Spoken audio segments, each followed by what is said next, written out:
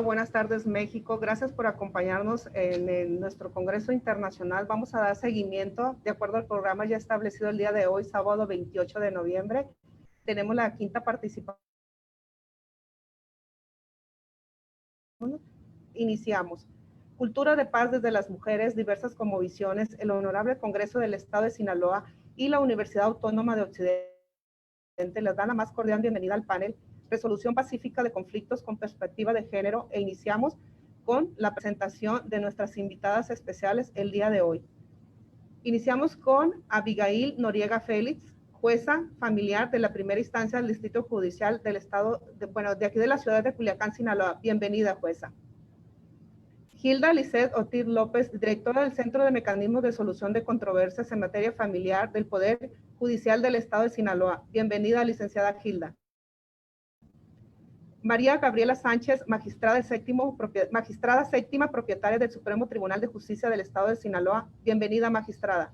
Enseguida le solicito haga uso de la voz a la licenciada María Domitila Hernández Cibrián para que presente la semblanza de cada una de las panelistas aquí presentes. Muchísimas gracias e iniciamos con el panel. Adelante, licenciada. Gracias por la introducción, licenciada. Es un gusto poder acompañarlas y acompañarlos como moderadora de este panel Resolución Pacífica de Conflictos con Perspectiva de Género, en el que participarán 3 extraordinarias mujeres para hablarnos del trabajo tan importante que hacen. Les recuerdo a los participantes que tienen un tiempo hasta de 15 minutos para su exposición. A las personas que siguen la transmisión de Facebook Live del Congreso del Estado, les permitimos escriban sus preguntas en la sesión de comentarios, ya que al final de las ponencias tendremos unos minutos para darle respuesta y respondan sus inquietudes. Exposición de panel, resolución de pacíficas de conflictos, perspectiva de género. Dicho lo anterior, iniciamos el panel de lectura de la reseña de la curricular de la jueza Abigail Noriega Félix. Ella nos hablará del tema perspectiva de género. La licenciada es en Derecho y Ciencias Sociales de la Facultad de Derecho y Ciencias Sociales de la Universidad Autónoma de Sinaloa, Campus Culiacán. Además, realizó la maestría en Derecho Procesal Constitucional, cursada en el Instituto Nacional de Estudios Superiores del Derecho Penal de esta ciudad. Tiene diversos cursos y diplomados en el tema de género. Fungió como oficial administrativo adscrita al primer tribunal colegiado del circuito del Centro Auxiliar de Quintana Roo en Culiacán, Sinaloa. De quinta región de Culiacán, Sinaloa. Es funcionaria pública adscrita al Poder Judicial del Estado de Sinaloa desde agosto del 2007 a la fecha, ocupando los puestos de escribiente, titular de archivo, encargada de enlace, secretaria de acuerdos y es jueza de primera instancia desde el año 2014 por concurso de oposición. Adelante, magistrada. Adelante, jueza, perdón. Buenas tardes. Un gusto saludarles. Y de inicio agradecida por esta participación en este Congreso Internacional tan significativo, ¿no? Bueno, nuestra charla va a iniciar en definir lo que es género, ¿no? Género muchas veces lo confundimos con lo que es o consideramos que es un sinónimo en cuanto a la palabra sexo. Sin embargo, vamos a establecer o debemos de entender que género corresponde al conjunto de características físicas, biológicas y corporales con las que nacen hombres y mujeres. Son naturales y esencialmente inmodificables. En lo que corresponde a género, es el conjunto de ideas, creencias y atribuciones sociales construidas en cada cultura y momento histórico, tomando como base las diferencias sexuales, a partir de lo cual se construyen los conceptos de lo que corresponde a la masculinidad y a la feminidad, determinando las relaciones entre hombres y mujeres. Los roles de género son el conjunto de papeles y expectativas diferentes para mujeres y hombres que marcan la diferencia respecto a cómo ser, cómo sentir o cómo actuar. Por eso tenemos y ubicamos perfectamente o hemos escuchado de lo que son los roles de género, los estereotipos de género, ¿no? Que no es otra cosa más que aquellas atribuciones sociales, como lo venimos señalando, que nos ha asignado la sociedad de cómo debemos ser y cómo nos debemos de comportar las mujeres y los hombres, ¿no? Es muy común que identifiquemos que las mujeres corresponde al sector privado, mientras que los hombres corresponden al sector público, ¿no? Así también sabemos que a las mujeres se les define o se les identifica como en el rol de la reproducción, mientras tanto al hombre se le identifica en el rol productivo, ¿no? También la mujer, la responsable de lo que es el hogar, el cuidado de los hijos, ¿no? Mientras tanto, el hombre corresponde tiene un rol en el estar afuera, a ser directivo, a ser una autoridad, a decidir. Es muy importante tener esas expresiones que prácticamente es muy común escucharlas, pero que en la vida actual, en la sociedad, culturalmente es lo que predominan, esos roles y esos estereotipos, ¿no? En otras palabras, o podemos resumir o definir que el sexo es una característica biológica, anatómica con la que nacemos. El género es una construcción social, ¿no? Que puede producir, esa construcción social puede producir efectos discriminatorios. Lo anterior debido a que esa construcción social atribuye históricamente, como lo he precisado, tanto a hombres como a mujeres, roles y estereotipos que normalmente vulneran el libre desarrollo de la personalidad y el derecho a la igualdad, ¿no? Ahora bien, una vez dejado establecido qué es lo que corresponde al género, también tenemos lo que es la perspectiva de género, ¿no? Ese derecho a la igualdad de género está protegida por diversos tratados e instrumentos internacionales, así como por nuestra Constitución. Sin embargo, no obstante que tenemos una igualdad formal, ¿no? Siguen existiendo importantes desigualdades entre hombres y mujeres. Con frecuencia, las niñas, las mujeres sufren de discriminación en la salud, en la educación, en la representación política, en el mercado laboral. Y esa discriminación tiene efectos negativos en su vida, ¿no? La palabra perspectiva de género hace referencia a una forma de ver o analizar una determinada situación o de tener un punto de vista. Es decir, se trata de analizar la forma en la que la sociedad entiende que deben de comportarse los sexos, ¿no? Como lo venía señalando, es muy común asumir o tener la expectativa de que la mujer se debe dedicar al hogar mientras que el hombre sale a trabajar. Y esto se traduce en desigualdades sociales. ¿Por qué? Porque mientras el hombre está generando oportunidades, está generando una seguridad económica, pues la mujer, al estar únicamente enfocada a lo que son los cuidados del hogar, a los cuidados de los hijos, a la asistencia hacia el hombre, pues en alguna situación, en algún momento de su vida en la que exista una ruptura en alguna relación, ¿no?, de pareja, pues prácticamente en esa situación de ser ella una dependiente económica, ¿no?, y terminarse esta relación de pareja, la deja en una situación de desventaja, ¿no? Mientras que esa oportunidad de trabajo a la que tiene el hombre, pues le da oportunidad de seguridad económica, le da la seguridad de en un futuro gozar de un derecho a una pensión por jubilación. Entonces, en resumen, la perspectiva de género es la metodología que utilizamos para abordar un tema o un conflicto donde se involucra a una mujer y verificar aspectos por los que podría ubicarse en una situación de desventaja. Si no visibilizamos esas circunstancias, si no estamos atentos a reconocer esas desventajas, esas desigualdades históricas que han existido, podemos incurrir en la falacia de afirmar que todos tenemos las mismas posibilidades y las mismas oportunidades, o bien que en nuestra sociedad existe una igualdad real o material. Entonces, la perspectiva de género es muy importante para efecto de poder visibilizar realmente esas desigualdades que imperan en nuestra sociedad. Ahora bien, ¿por qué es importante tener esa visión de género? porque la visión de género nos permite reconocer la realidad sociocultural en que se desenvuelve la mujer.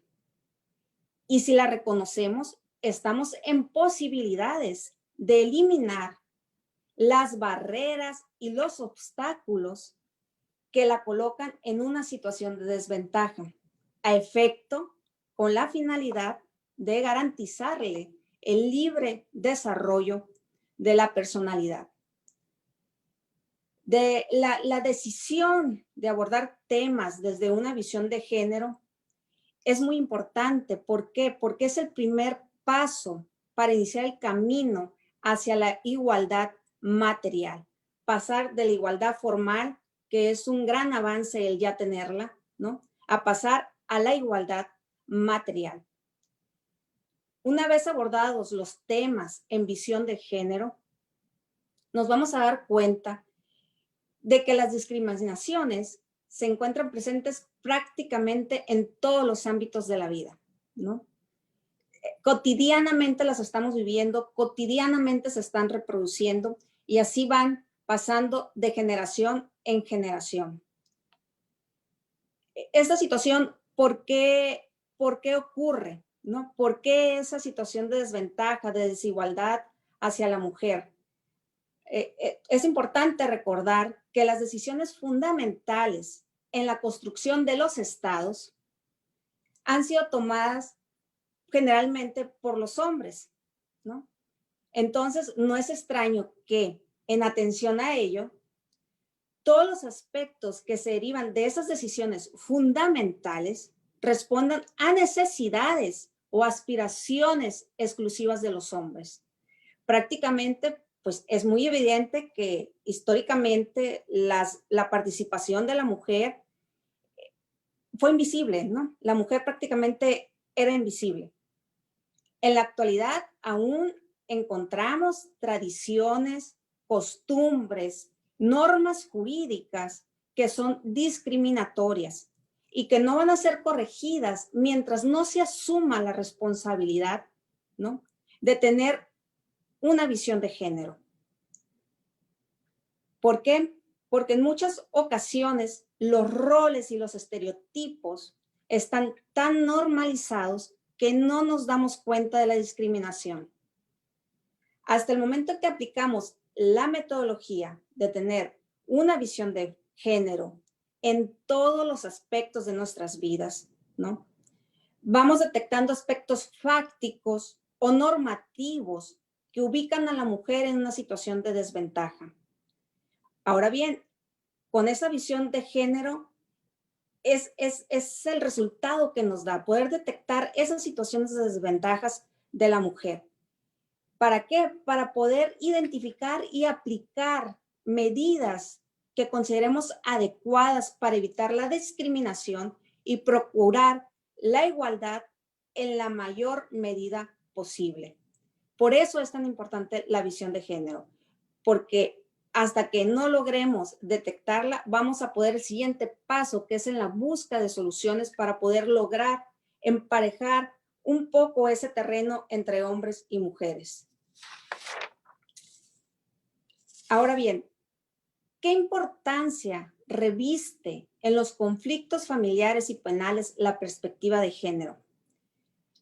La aplicación de la perspectiva de género al momento de analizar un conflicto de orden familiar o uno penal es fundamental para aspirar a una solución justa, ¿no? Desde que se presenta o se tiene el conocimiento por parte de quienes estamos inmersos en la impartición de justicia, es muy fundamental tener muy desarrollada esta herramienta de ver las cosas desde una visión de género. Es decir, el abordar el conflicto con perspectiva de género nos permite flexibilizar el formalismo jurídico, cuestionar la neutralidad del derecho, identificar las normas que contienen un trato diferenciado basado en una categoría sospechosa de las mencionadas del artículo 1 constitucional y determinar los juicios de equidad que pueden realizarse para reducir la desventaja en que pudiera ubicarse la mujer o las acciones a emprender para contrarrestar la discriminación estructural histórica. Cuando se habla de ser flexible en los formalismos jurídicos, cuando se habla de tener esa visión de género que estoy precisando, como lo dije, es desde que la mujer toca la puerta para tener el derecho al acceso a la justicia. Es decir, esa visión de género no se puede reservar para el momento de decir, cuando yo dicte una sentencia, ¿no? Desde que ese conflicto, esa situación en la que se encuentran inmersos derechos de la mujer, se tiene que tener la determinación desde el inicio de tener esa visión. ¿Para qué? Para garantizarle que en el procedimiento va a tener un plano de igualdad con el hombre. Entonces, para precisar un poco en lo que puede corresponder a esa flexibilidad en el formalismo jurídico, podemos establecer que en algunos casos la mujer, cuando solicita la disolución del vínculo matrimonial, ¿no? Desde los hechos te está planteando su contexto en el que se desarrolló su relación matrimonial. Te está exponiendo que duró tantos años casada, que no trabajó, que se dedicó a los cuidados del hogar, ¿no? Que fue víctima de violencia económica, que fue víctima de violencia patrimonial.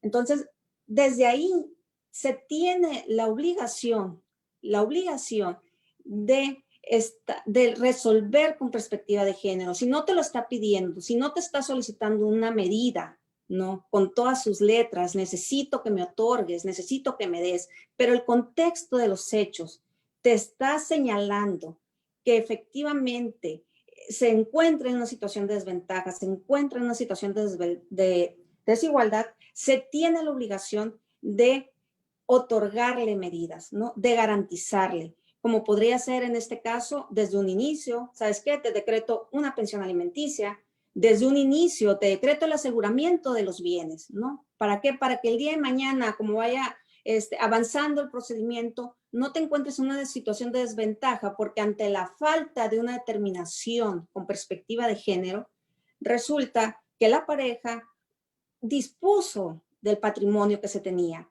Y ya después a lo mejor es probable que sí se pueda pronunciar en algún sentido, pero sería más difícil darles oportunidad del goce a ese derecho, de ese patrimonio, ¿no?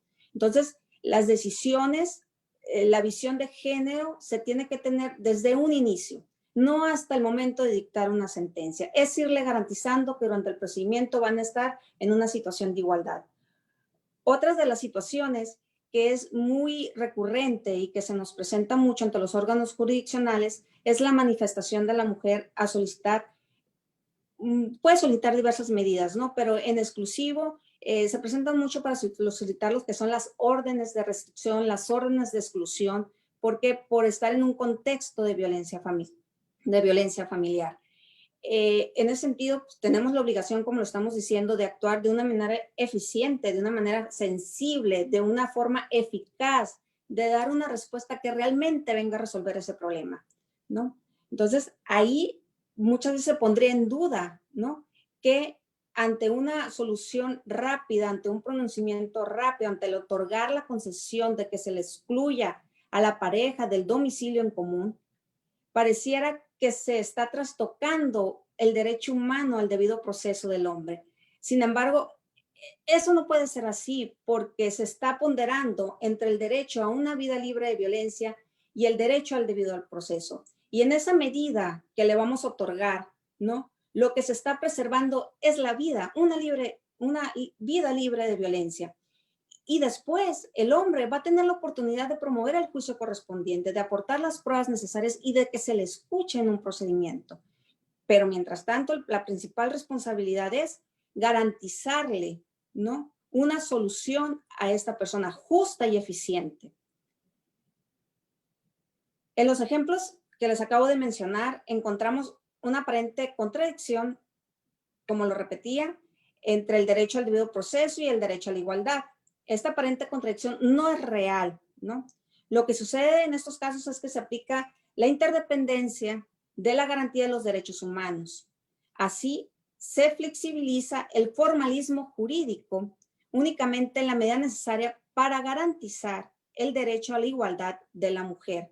O sea, esa ponderación de derechos tiene un fin y es con el fin de garantizar ese derecho a la igualdad a la mujer y de garantizar y preservar su vida y que esa vida esté libre de violencia. Una vez superadas las barreras sociales que impedían el acceso a los derechos de la mujer, podemos pensar en exigir el cumplimiento de formalidades a ambas partes. Ya cuando están en un terreno igualitario, entonces sí, que cumplan con los formalismos procesales. En otro orden de ideas, la perspectiva de género nos permite verificar si alguna distinción contenida en la norma se basa en una categoría sospechosa, como lo es el género. En estos casos se debe someter la norma a escrutinio estricto para, en caso de resultar injustificada, ejercer el control de constitucionalidad o convencionalidad, inaplicando la norma al caso concreto y resolviendo el conflicto con base en un juicio de igualdad. Entonces, tenemos una responsabilidad muy grande, tenemos un marco normativo que nos facilite y nos da las herramientas, ¿no?, para garantizar ese derecho a la igualdad de las mujeres. Tenemos la obligación nosotros como jueces de primera instancia, jueces locales, con estas herramientas, esos instrumentos jurídicos internacionales, de inaplicar aquella norma que ponga en una situación de desventaja a la mujer, que no le esté garantizando la igualdad. Entonces, es el deber de nosotros de utilizarlos. Y la forma de tener una visión de género, la forma de juzgar con perspectiva de género, a lo mejor más práctica, es ponernos, situarnos o ponernos en los zapatos de la persona, ¿no?, en el contexto, para poder comprender su situación, el por qué actuó de tal forma, el por qué se decidió tal forma, y realmente dar una solución ajustada a las necesidades de cada persona, ¿no? Y que realmente esa solución que se está dando sea tangible, que realmente la pueda disfrutar, que realmente pueda gozar de ese derecho que se le está garantizando mediante el procedimiento. Esa gran responsabilidad, ¿qué es lo que va a garantizar? La igualdad, y le va a garantizar a la mujer el libre desarrollo de la personalidad, que ya no base su actuar, su pensar, su decisión en esas atribuciones culturales, en esos roles, ¿no?, que se han asignado, sino en lo que ella determine hacer. Eso es tener la visión de género, eso es juzgar con perspectiva de género, es llegar al compromiso de dar soluciones que realmente resuelvan la problemática de la mujer. Muchas gracias. Muchas gracias, jueza. Excelente tema. Totalmente de acuerdo. Es muy sensible esta perspectiva de género. A continuación, me permito introducir la hoja curricular de la licenciada Hilda Lisset Ortiz López. Ella es licenciada en Derecho en Ciencias Sociales por la Universidad de Occidente, Campus Culiacán, con estudios especializados en mecanismos alternativos de solución de controversias en materia familiar, sistema acusatorio, justicia penal para adolescentes de género, derecho indígena y educación para la paz. También cuenta con entrenamiento para trabajar con niñas y niños y adolescentes en los procesos de mediación, así como para trabajar la mediación en distancia en los círculos de paz. Ha participado como ponente en diversas academias, como diplomados, conferencias, seminarios y cursos en la temática de mecanismos alternativos de solución de controversias a nivel nacional e internacional.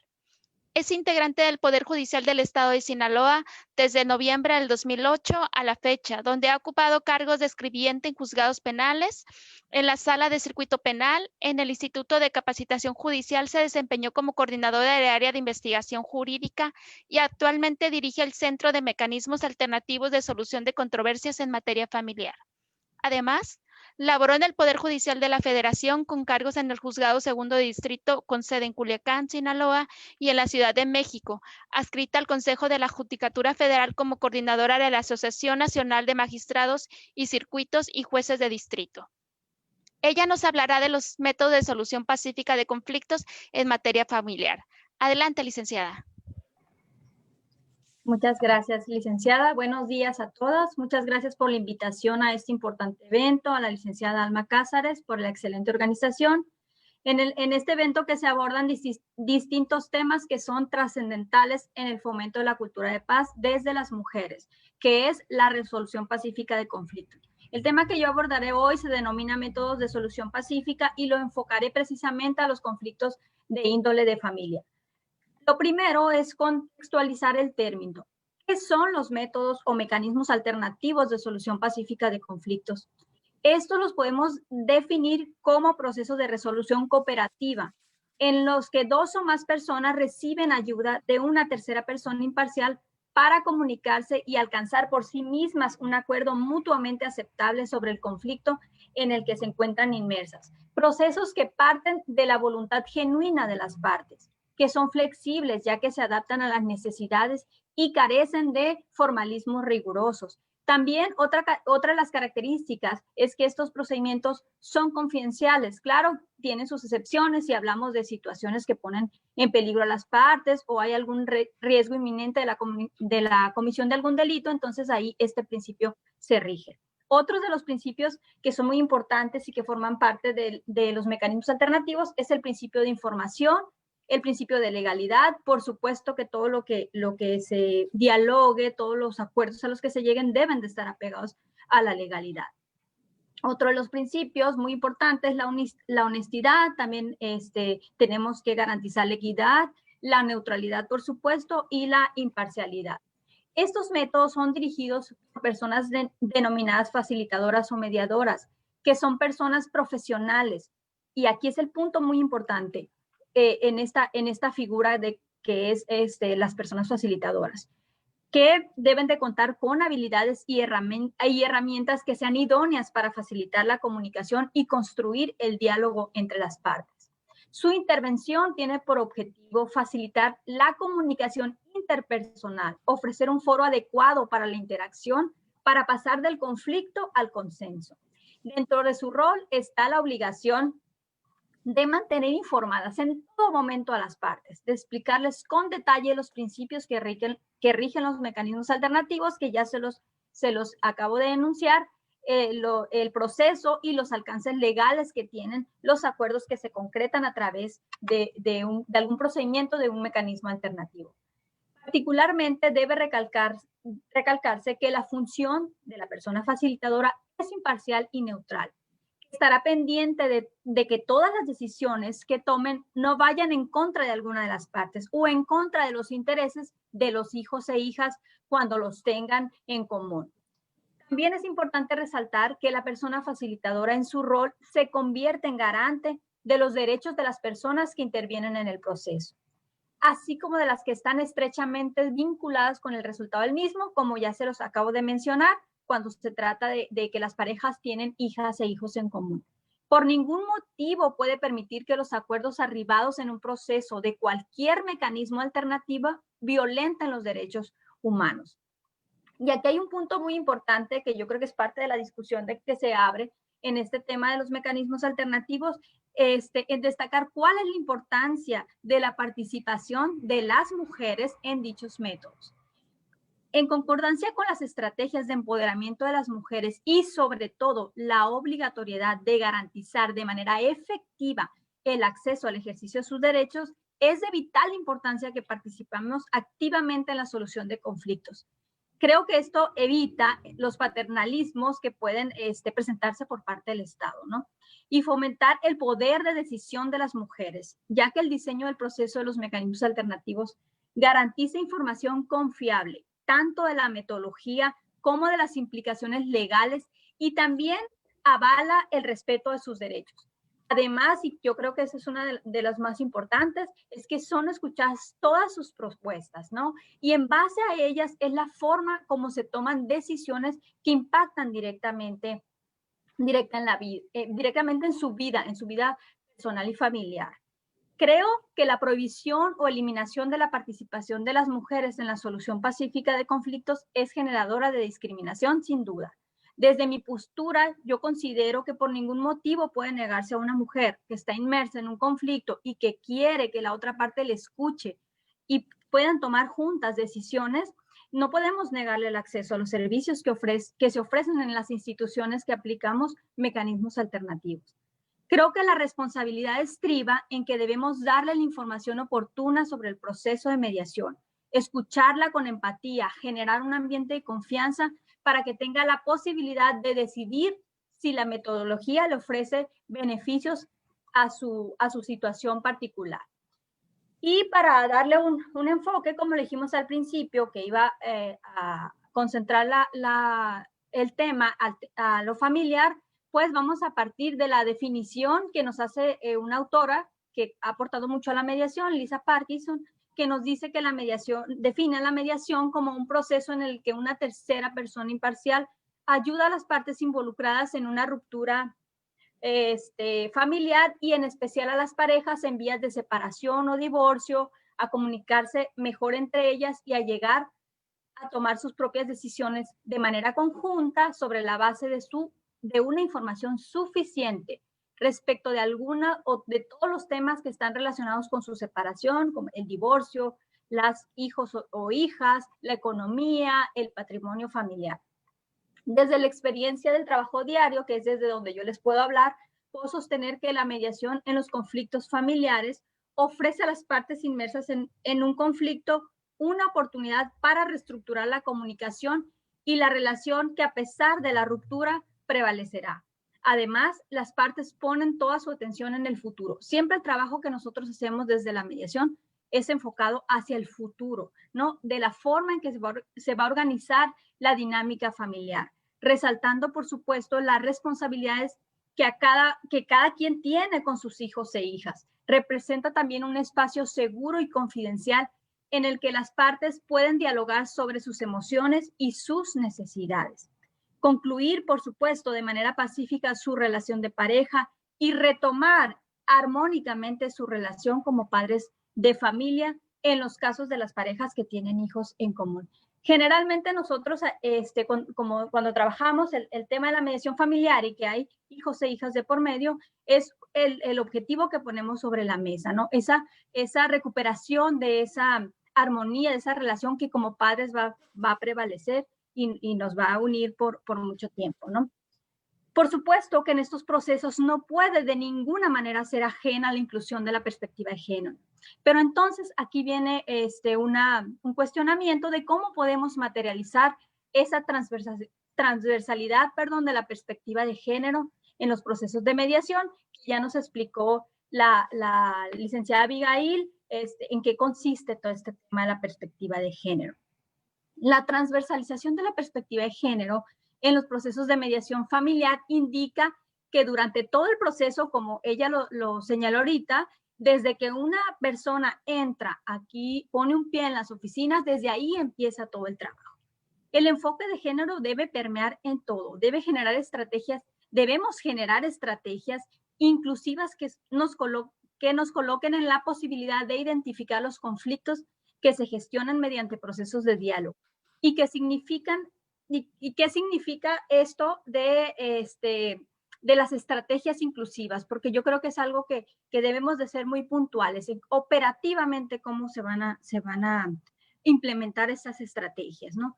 Para entenderlas brevemente les comento que en el modelo de mediación que se trabaja aquí, precisamente en el Poder Judicial de Sinaloa, la primera fase o cómo inicia todo este proceso es a través de sesiones preliminares o privadas con las partes, que estas sesiones son de manera individual, que tiene la parte con la persona facilitadora, y las estrategias principalmente ponemos en práctica es primero otorgar la información de manera oportuna. Como ya se dijo sobre el procedimiento, ya dijimos que es un principio, el principio de la información. Las consecuencias jurídicas que tiene su participación, los derechos que generan y la función de la persona facilitadora, ya que la información es una fuente de poder. Escuchar atentamente y con mucho respeto, sin apresurarse, con empatía, sin prejuzgar, sin criticar ni opinar. Debemos concentrar nuestro trabajo al empoderamiento de la parte en la que se identifican situaciones de desequilibrio, con el fin de hacer un bosquejo sobre la situación y los posibles escenarios que se puedan presentar en la sesión conjunta si hubiera posibilidad de llevarla, ¿no? que esta es la siguiente fase del proceso. Una vez, como les dije al principio, tenemos las sesiones privadas, individuales, y si el proceso avanza, siguen las sesiones que se llevan de manera conjunta. En todo momento se protegen los datos de las partes. Además, no se deja constancia de lo que las partes nos comparten. Todas las sesiones son orales.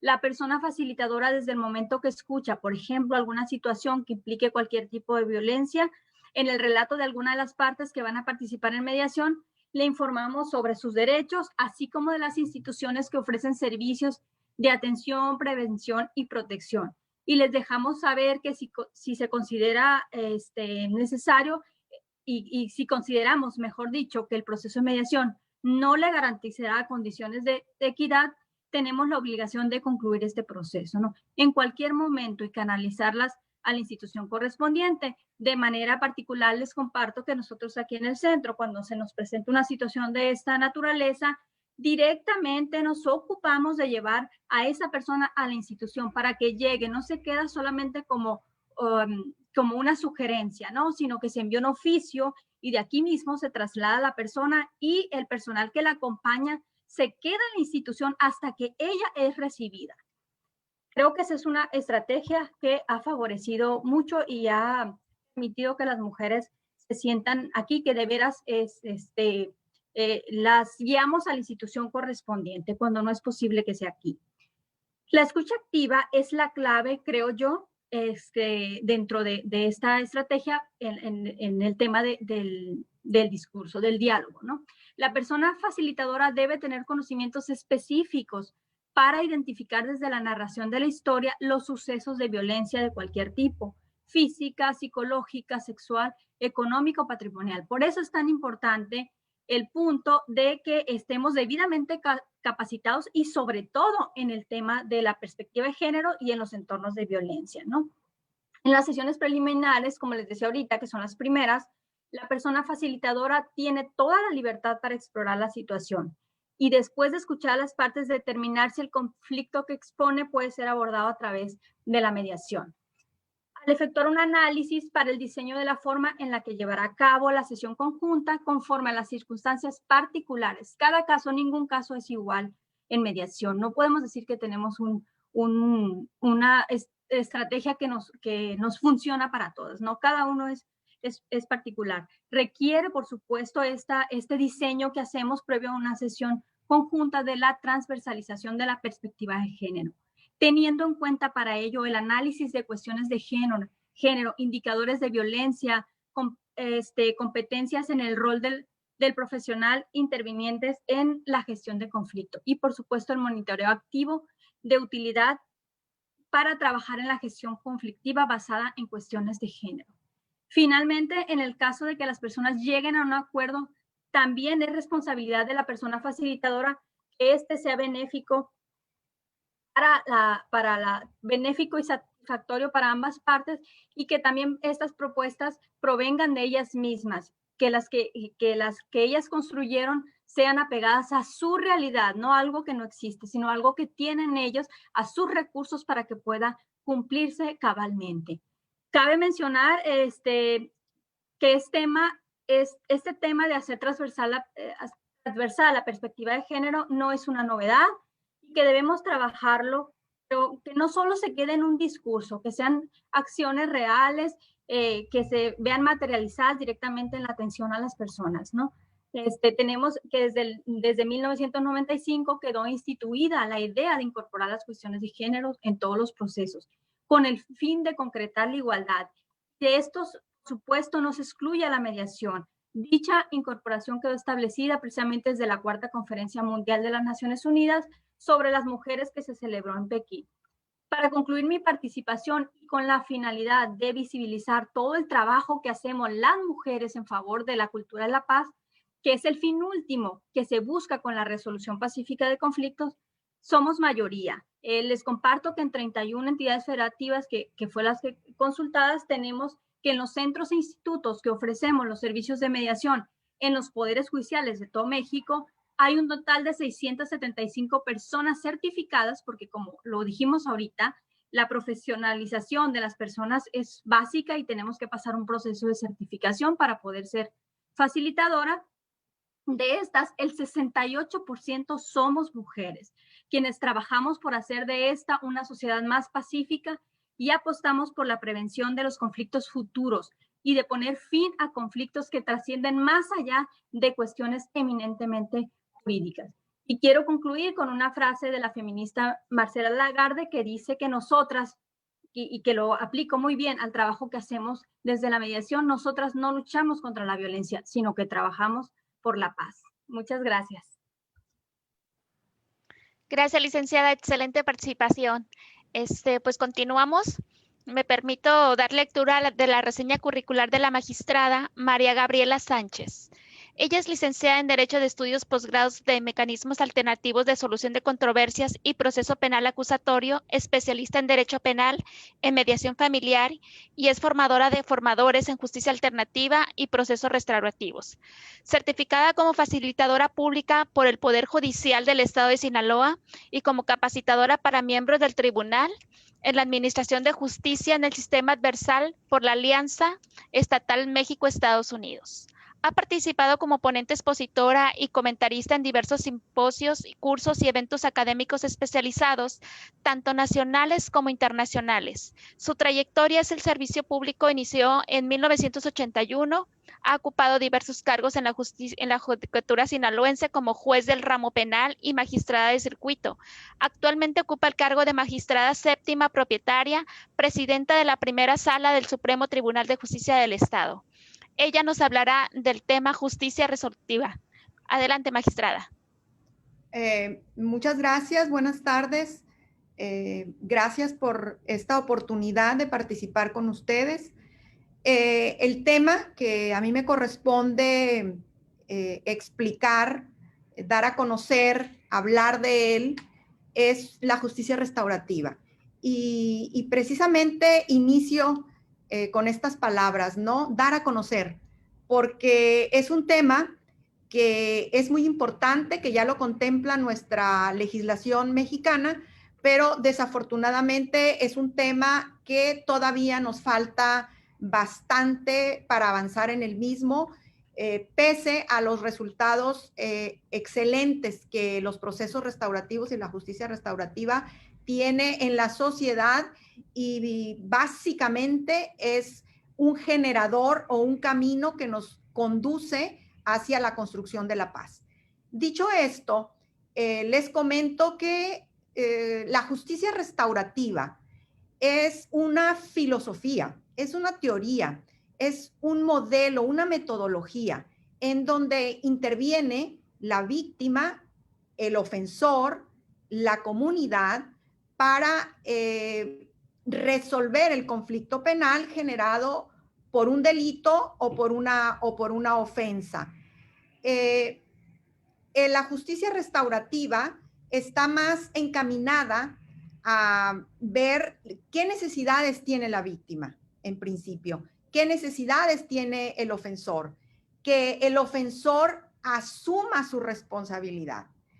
Las Naciones Unidas definen a la justicia restaurativa como una respuesta evolucionada al crimen que respeta la dignidad y equidad de cada persona, construye comprensión y promueve armonía social a través de la sanación de la víctima, infractor y comunidad. Antes de avanzar un poquito a desglosar esto de la justicia restaurativa, me detengo a señalar algo muy importante que nos preocupa, sobre todo al foro de abogados les preocupa.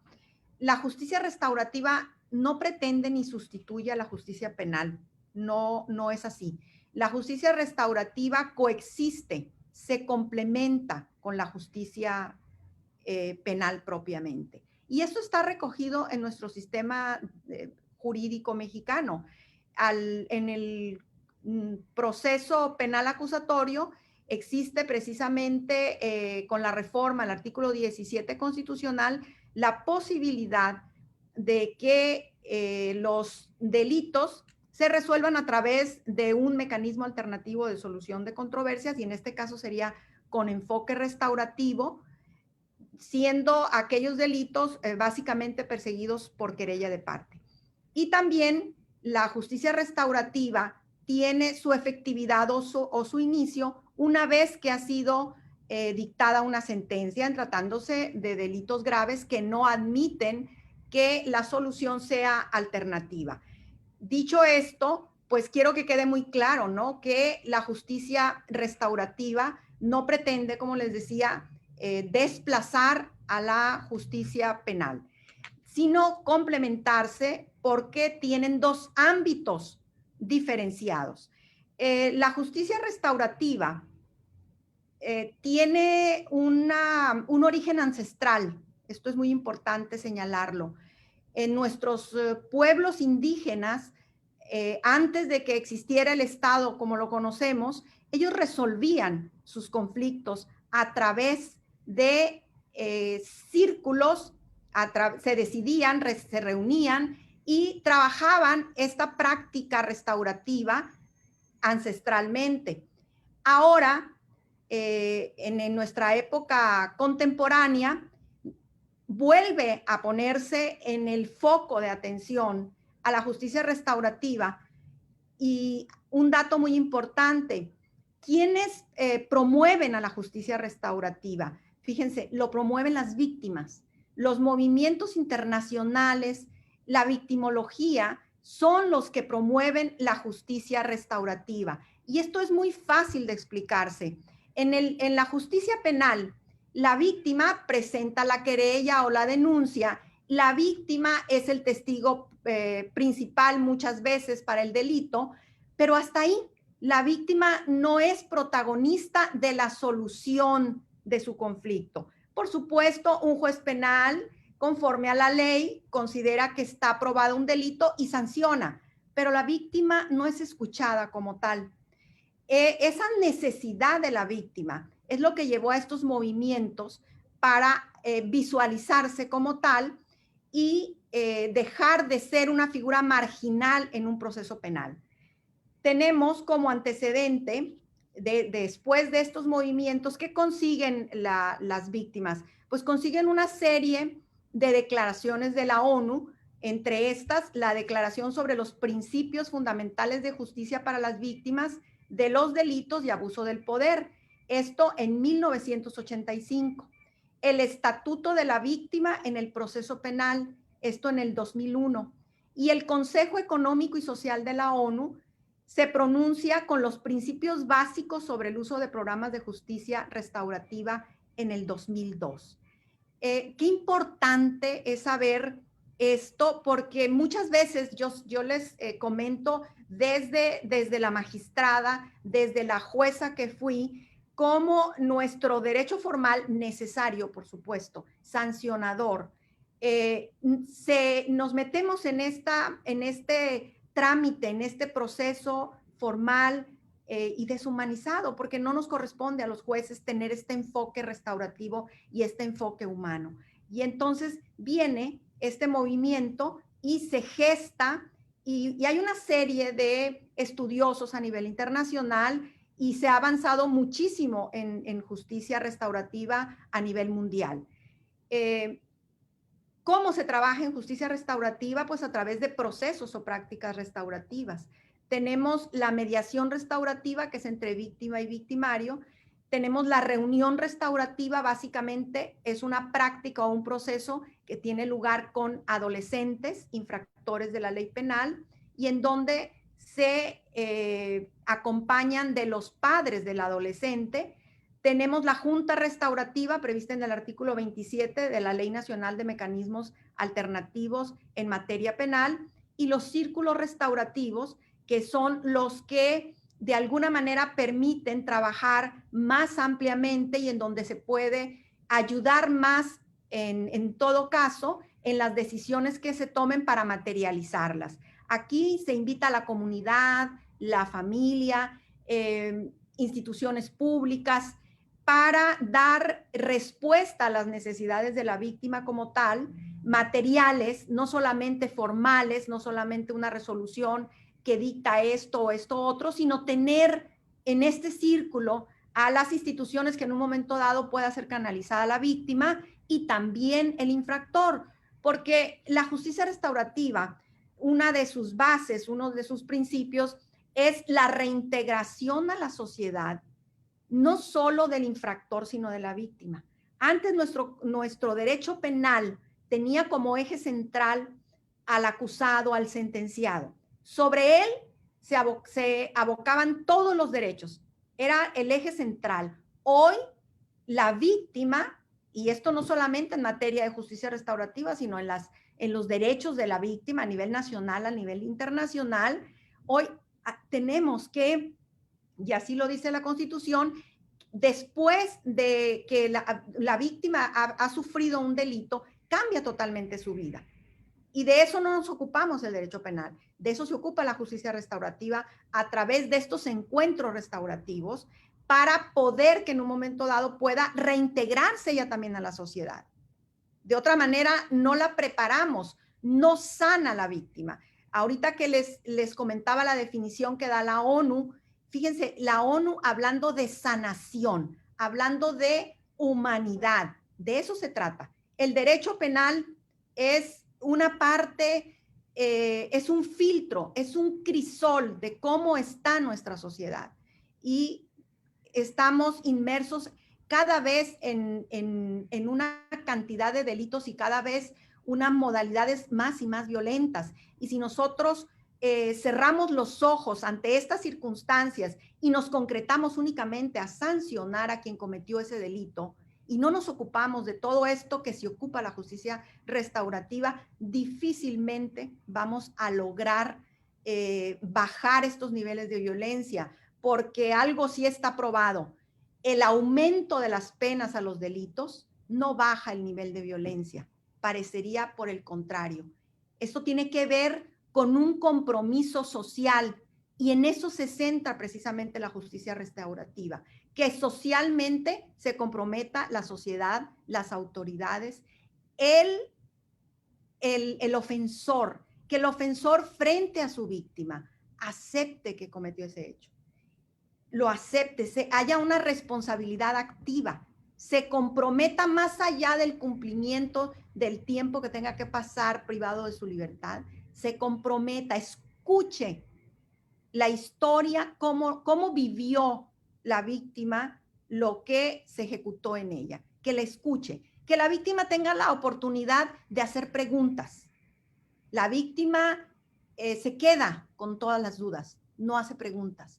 ¿Y por qué? Porque el derecho penal no es para esto, pero la justicia restaurativa sí crea estos espacios. Por supuesto que estos procesos no son hechos de un día para otro, son llevados a cabo por un facilitador certificado, capacitado con este enfoque, se cuida a la víctima, es voluntario, hay veces que se tarda mucho tiempo para que se den las condiciones para que haya este encuentro, a veces no se puede dar, muchas ocasiones sí se puede dar y pues el resultado es ¿no? El resultado básicamente es sanación de la víctima y posibilidad de retomar su vida después de haber sufrido un delito, un hecho delictivo. Hablar de justicia restaurativa con perspectiva de género, cuando me comentaron sobre este tema, me pareció muy interesante, porque creo que aquí la justicia restaurativa colabora, proporciona la posibilidad de visualizar a la víctima, que es algo muy importante, que la víctima nos refiramos, haya una referencia hacia ella con un nombre, con una historia, con un espacio de vida. Es aquí donde este enfoque restaurativo enlaza perfectamente bien con toda esta metodología de la perspectiva de género. ¿Por qué? Porque de alguna forma se le da la voz a la víctima, se le da el protagonismo a la víctima. Ella nos cuenta cómo fue, dónde fue, se hace visible. Y yo creo que una de las más grandes maneras de violentar, en este caso a la mujer, es hacerla invisible. Es hacerla invisible. Es que sea un número o quizás un nombre, un número de expediente, un caso que nunca se resolvió. Creo que aquí tenemos una gran oportunidad de hacer realmente toda la legislación, todas las decisiones, todas las resoluciones, que la Corte se pronuncie, perfecto, porque estamos hablando de derecho formal. Pero el gran reto que hoy tenemos, que México tiene, y no solamente en este tema, sino en todos los temas que nos afectan, es qué instituciones se encargan de que esto que está tan bien en la ley, cualquiera que sea la materia, se materialice. Que finalmente a la sociedad es lo que le interesa, que finalmente la sociedad es lo que necesita. La víctima necesita tener un espacio en donde se le escuche, en donde se le ayude a reintegrarse, que se haga material toda esta serie de derechos que tiene, que tengamos conciencia, todos los funcionarios públicos, toda la sociedad, que tengamos conciencia, que visualicemos a la mujer en su condición, en su situación, y que haya un lugar en donde pueda ser llevada de la mano para poder que se pueda recuperar.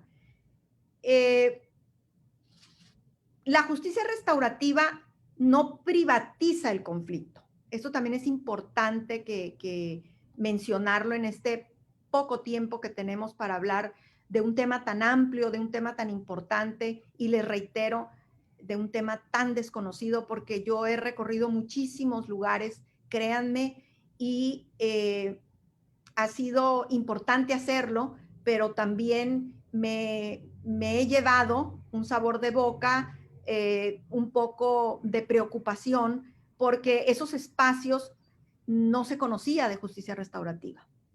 Y es tan importante conocer de justicia restaurativa si pretendemos ser una sociedad pacífica. La justicia restaurativa, le señalo, no privatiza el conflicto. Tampoco se lo entrega a la comunidad. Lo que hace es situar a las partes: víctima, victimario, comunidad, poder judicial, poder ejecutivo, en un equilibrio para que las necesidades de la víctima y las obligaciones del infractor se pueda formar una red de colaboración y se puedan cumplir con esas necesidades de la víctima, y el infractor pueda en un momento dado también cumplir con sus obligaciones.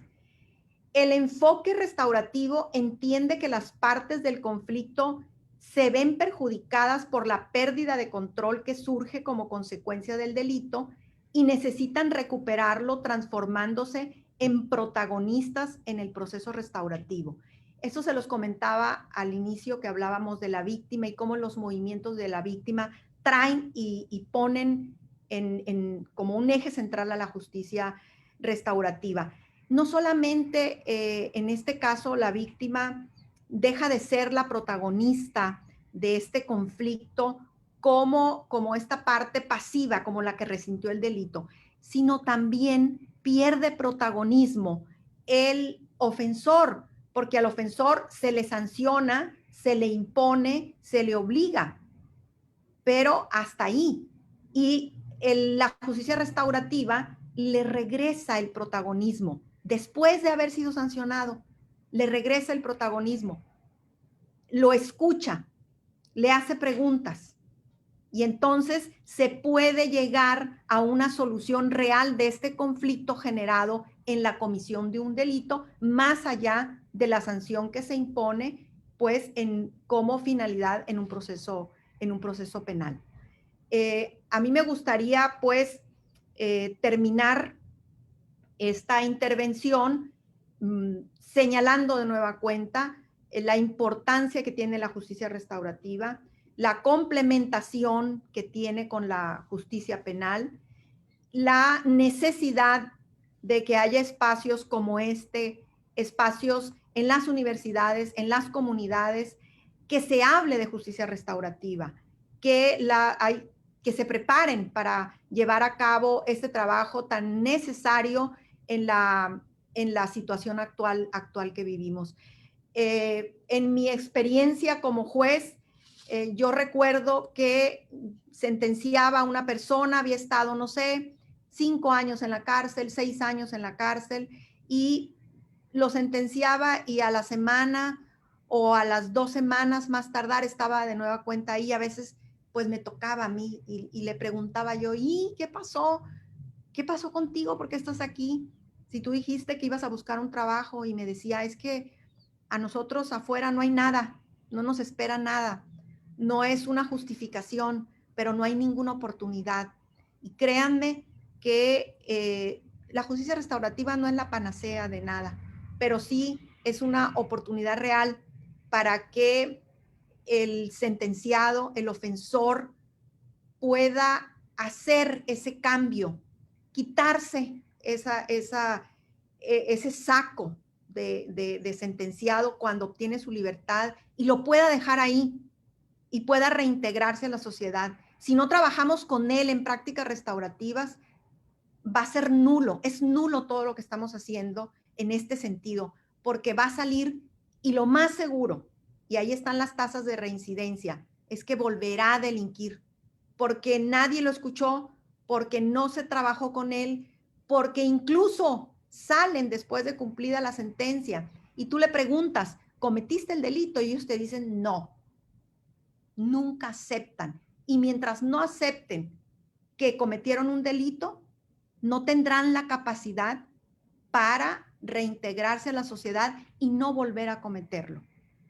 Y la premisa de la justicia restaurativa es que las personas, los ofensores, los victimarios, tienen que haber admitido frente a su víctima que cometieron el delito. Hasta aquí quedo a sus órdenes y muchas gracias por su atención. Muchas gracias, magistrada. Tiene toda la razón. La justicia restaurativa no privatiza el conflicto, y sí necesitamos como sociedad tener más conocimiento de estos temas. Muchas gracias. Iniciamos con las preguntas y respuestas. Tenemos muchísimas en el chat, pero les voy a leer 2 de las más importantes porque ya estamos contratiempo. Nena Cibrián pregunta, ¿los métodos de solución de conflictos han funcionado? ¿En qué porcentaje disminuyen los juicios en el estado de Sinaloa? Y otra es, ¿qué estudios profesionales debe tener un facilitador y cuál es la formación o capacitación para llevar un conflicto? Adelante. Bueno, respecto a la primera que nos hacen, que solicitan respecto a lo que ha bajado los números, creo que hay algo bien importante que considero desde mi punto de vista una promoción que se le ha dado a la mediación que no debería de ser, que es que baje la carga del trabajo. Lo que se busca en la mediación es que se solucione el conflicto, que eso que le va a llegar al juez, ese número que le va a llegar al juez, porque todo lo que sale aquí del centro va al juzgado. O sea que si ustedes ven las estadísticas, que el año pasado o antes de que se hiciera mediación, un juez o una jueza familiar recibía 3,000 asuntos a su juzgado, no va a disminuir en el sentido de que van a entrar los mismos 3,000, porque al pasar aquí a mediación se judicializan. Lo que baja es la tramitología. Ya un proceso que llega aquí donde se soluciona el conflicto, el juez ya nada más hace revisar lo que esté apegado a derecho, que estén garantizados los derechos de las personas, que no vaya en contra del orden jurídico, y sanciona el convenio, ¿sí? Entonces, no es el fin de la mediación bajar la carga del trabajo. El fin de la mediación es solucionar conflictos y prevenir conflictos futuros, porque en una sentencia que un juez la puede dictar totalmente apegada a derecho, sustentada en normas nacionales, internacionales, que pues posiblemente no va a salir y posiblemente no se va a cumplir, o posiblemente la va a tener que ejecutar forzosa y se van a armar otros conflictos, ¿no? Entonces, la efectividad del proceso de mediación es que baja en eso, en la tensión del conflicto y y que no se prolongue ese conflicto, que se prevengan futuros conflictos. Hasta ahí quedaría la pregunta. Sí, me gustaría también comentar que efectivamente, ¿no? Los Los convenios que se celebran ante el Centro de Mecanismos Alternativos de Solución de Conflictos efectivamente son presentados ante los juzgados, los cuales los revisamos y una vez que están apegados derechos y que no va en contra de los derechos de las personas que en ellos participan, de los adultos y de las niñas y niños y adolescentes, pues son aprobados. También el impacto que tiene, sí se reconoce que se hizo un trabajo, que realmente esos convenios se celebran bajo la voluntad de las personas que participan y se ajustan esos acuerdos a su realidad, ¿no? Y cómo lo percibimos nosotros en los juzgados, porque podría decir que es muy extraño que se promueva un incidente para el cumplimiento de lo que se estableció en los convenios. Entonces, es un trabajo que se realiza y se lleva y logran que las personas realmente diriman esas diferencias, establezcan acuerdos acorde a la situación familiar de ellos, ¿no? De cada uno de ellos. Eso sería de mi parte. Gracias. Adelante, A mí me magistrada. gustaría dar respuesta en cuanto a la pregunta que tiene que ver con cómo se capacita un mediador o un facilitador y quién puede ser un mediador o un facilitador. Un mediador, un facilitador, más bien, que es la parte genérica, porque los mecanismos alternativos de solución de controversias puede ser mediación, conciliación, negociación o unas prácticas o procesos restaurativos. Entonces, el nombre genérico es facilitador. Para ser facilitador, se requiere una certificación como tal y para ello se requiere una capacitación y exámenes, tanto teórico como práctico, y una capacitación mínima de un diplomado que dura aproximadamente 6 meses, que es el diplomado que nosotros hemos impartido a nuestros facilitadores certificados que trabajan en el Centro de Mecanismos Alternativos. Es muy importante señalarles que se trabaja sobre la metodología que se va a implementar, sobre cómo se hace una mediación, que el proceso de mediación, pero aquí viene la parte importantísima. Se trabaja sobre las habilidades que debe tener un mediador, sobre las herramientas que va a utilizar un mediador para hacer la pieza de diálogo.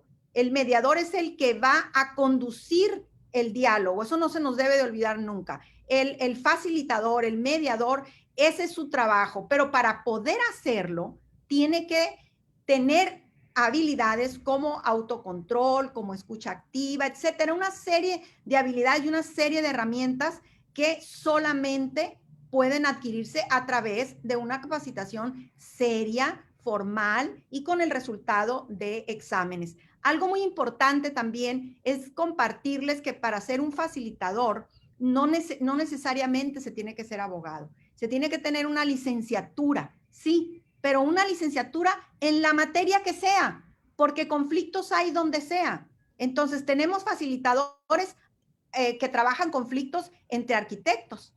Y si es un arquitecto, un facilitador. A mí me tocó en España conocer precisamente a un mediador que es arquitecto y trabaja en un despacho en esa área donde se presentan los conflictos. Entonces, la especialidad es en donde haya un conflicto. Trabajadores sociales, psicólogos, ingenieros, médicos, existe precisamente el arbitraje médico, en fin. Esto es muy importante que se conozca porque Sinaloa, y aquí quiero sí aprovechar este momento y sobre todo porque estamos siendo invitados por el Congreso del Estado, Sinaloa es uno de los 2 estados de la República Mexicana que no tiene ley estatal de mecanismos alternativos de solución de controversias. Nosotros echamos a andar este centro, trabajamos con este centro con un reglamento que se hizo en el Pleno del Poder Judicial del Estado. A Sinaloa le urge tener una ley estatal de mecanismos alternativos de solución de controversias. Esperemos que esto sea una realidad pronto, porque una ley nos va a llevar más allá de la materia jurídica. Con una ley estatal vamos a poder formar y trabajar y se van a poder formar y trabajar mediadores en las escuelas, en las comunidades, mediadores vecinales, donde sea. Pero mientras no tengamos una ley estatal que contemple esta posibilidad, pues vamos a estar limitados. Y les repito, esto es muy importante. Ojalá que quienes nos estén escuchando en este momento, los legisladores, tomen nota de la importancia que tiene para la cultura de la paz, para la educación de la paz, porque después de vivir un proceso de mediación, las personas se educan y aprenden. Y muchas veces son los que traen a los centros de mediación, los que ya vivieron un proceso de mediación, traen a otras personas. Son la mejor publicidad que pueden tener los centros de mediación. Esto lo vivimos día a día y lo vive México día a día. Entonces, esta sería mi petición para quienes nos escuchan ahora. Recuerden, Sinaloa no puede continuar sin una ley estatal de mecanismos alternativos de solución de controversias.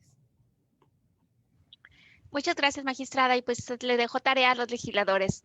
Gracias, también han tenido muchas felicitaciones para las tres extraordinarias ponencias. Muchísimas gracias y procedemos a leerles de manera virtual los reconocimientos. Posteriormente se los haremos llegar de manera física. Y dice, Cultura de la Paz desde Mujeres, diversas cosmovisiones, el Honorable Congreso del Estado de Sinaloa y la Universidad Autónoma de Occidente otorga el presente reconocimiento a la CEA Abigail Noriega Félix por su valiosa participación como ponente del panel Resolución Pacífica de Conflictos con Perspectiva de Género, realizado en el tercer Congreso Internacional Cultura de la Paz desde las Mujeres, diversas cosmovisiones, mujeres y hombres por las masculinidades positivas, transmitido los días 27 y 28 de noviembre del año 2020 en la plataforma digital Zoom del Honorable Congreso del Estado de Sinaloa. Y a su manera les hacemos una atenta invitación a todos para que continúen viendo estas conferencias, estas ponencias que estaremos aquí hasta las 6:30 de la tarde. Muchísimas gracias. Hasta luego. Hasta luego. Cerramos.